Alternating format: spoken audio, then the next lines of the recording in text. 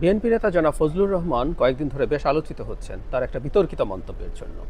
In fact তিনি নিয়মিতই এমন সব মন্তব্য করছেন যেগুলো তার দলের বিপক্ষে যায়, পলিটিক্যালি ইনকারেক্ট।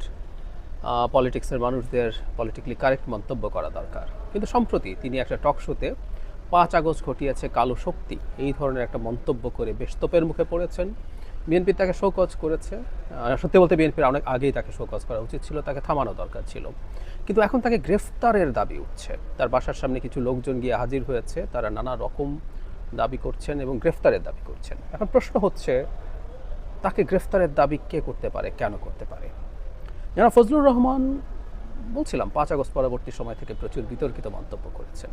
তিনি আওয়ামী লীগের পক্ষে এক ধরনের কথা বলেছেন, শেখ হাসিনার বিপক্ষে হলেও আমরা মনে রাখবো 5 আগস্টের আগে শেখ হাসিনার সময়ও তিনি অত্যন্ত কঠোর ভাষায় শেখ হাসিনার বিরুদ্ধে কথাবার্তা বলে গেছেন। সুতরাং তিনি আজকে নতুন করে কথা বলছেন তা না, তিনি রাজনৈতিক কর্মী হিসেবে মাঠে যেমন ছিলেন, তিনি মিডিয়াতেও সরব ছিলেন।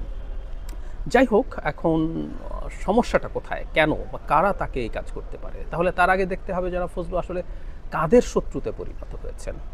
আমরা জানি তিনি একজন মুক্তিযোদ্ধা, তিনি মুক্তিযুদ্ধকে ধারণ করেন এবং সত্যিকারের মুক্তিযুদ্ধের চেতনা, মানে আওয়ামী চেতনার কথা বলছি না, মুক্তিযুদ্ধের একটা আওয়ামী চেতনা আছে, সেই চেতনা আমরা সমর্থন করি না, সেটার বিরুদ্ধে আমরা কাজ করব, কিন্তু মুক্তিযুদ্ধ তো হয়েছিল, তার একটা সত্যিকার স্পিরিট ছিল, তিনি সেটার পক্ষের লোক। এবং সেটা বলতে গিয়ে তিনি মুক্তিযুদ্ধে যারা বিরোধিতা করেছিল, যারা আজও বাংলাদেশের রাজনীতি করছেন এবং রাজনীতিতে ইদানিং তাদের বেশ শক্তি হয়েছে বলে মনে হয়, তাদেরকে তিনি কটাক্ষ করেছেন, তাদের মুক্তিযুদ্ধের সময়কার অপরাধের কথা এনেছেন, বিরোধিতার কথা এনেছেন।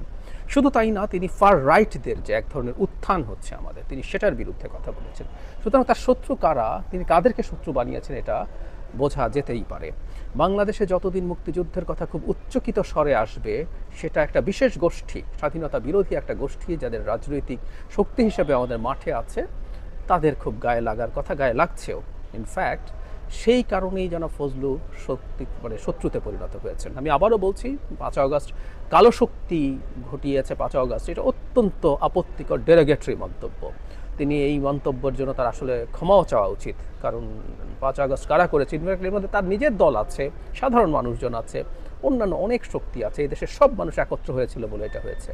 তিনি বলে ফেলেছেন, তার ক্ষমা চাওয়া উচিত। শুধু সেটা নয় যে বলেছি, তার প্রচুর মন্তব্য অত্যন্ত আপত্তিকর ছিল, তার দল তাকে অনেক আগেই শোকজ করা দরকার ছিল।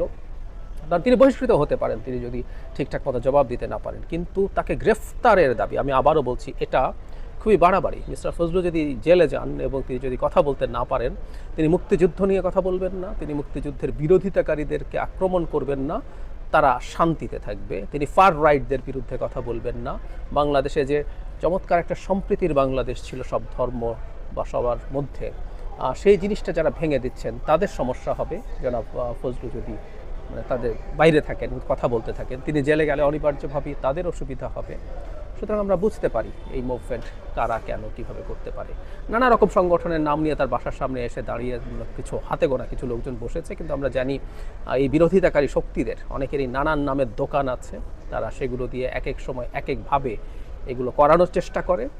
আমরা কোনোভাবেই যেন ফজলু গ্রেফতার হওয়ার পরিস্থিতি হোক, এটা আমরা মেনে নিতে চাই না, মেনে নেব না। তার মন্তব্যের সমালোচনা করার পরও আবারও বলছি, তিনি সঠিকভাবে কথাবার্তা বলেননি, কিন্তু এই দেশের স্বাধীনতা বিরোধী একটা শক্তি কোনো না কোনোভাবে কাউকে না কাউকে উস্কানি দিয়ে তাকে গ্রেফতারের পরিস্থিতি তৈরি করবেন এবং সেখানে একটা ক্রাউড তৈরি করার চেষ্টা করবেন। আমরা এখন ইদানিং বলি না, বাংলাদেশে মব তৈরি হয় না, মব তৈরি করা যায় পরিকল্পনা করে।